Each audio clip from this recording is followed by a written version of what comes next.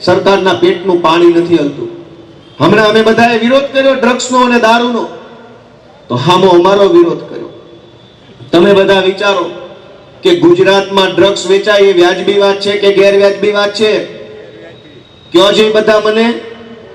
Drugs વેચાય એ સારું ગણાય કે ખરાબ ગણાય?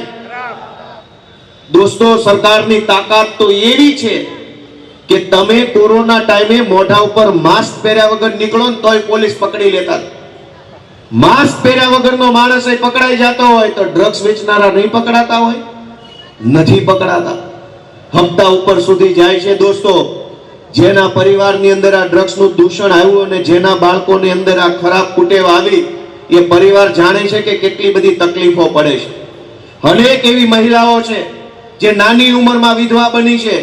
એનું એક જ કારણ કે પુરુષો ઝેરી કેમિકલ વાળો દારૂ પી અને નાની ઉંમરની અંદર ગુજરી ગયા. બાળ બચ્ચા પછી સાંભળે એટલે આપણને એવું કે ભાઈ તમારી વાત સાંભળી લીધી છે, કાઉન્સમાં બહુ મોટો ઉપકાર કર્યો. મિત્રો, કઈ પરિસ્થિતિ છે?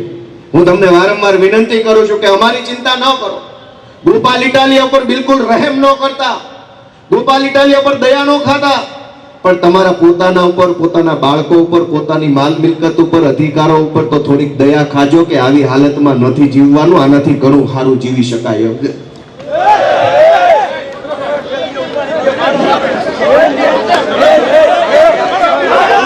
આ પોલીસ વાળા અગાઉથી બચાવ આવી ગયા, તેને ખબર હતી આ મારવાનો, એ પ્લાનિંગ થી આવેલા. પછી જો આ બચાવવા તરત આવી ગયા, ગુંડા લફંગાઓને બચાવવા તરત આવી ગયા બધા પોલીસ વાળા. આને બચાવવા માટે જ આવ્યા હતા બધા, એને પહેલેથી ખબર હતી. આ બધા એટલે પહેલા આવીને ગોઠવાઈ ગયા હતા, પહેલા આવીને એટલે ગોઠવાઈ ગયા હતા કે એને ખબર હતી.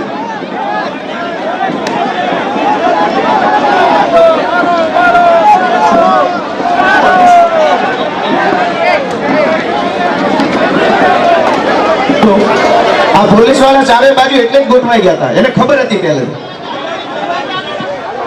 GTPL જામનગર ન્યૂઝના પ્રાયોજક હતા. જામનગરના લાલવાડીમાં 3 અને 4 BHK નો ભવ્ય પ્રોજેક્ટ ઓર્ચિડ ગ્રાન્ડ નંબર 1 બાંધકામ અને તમામ ફેસિલિટીથી ભરપૂર.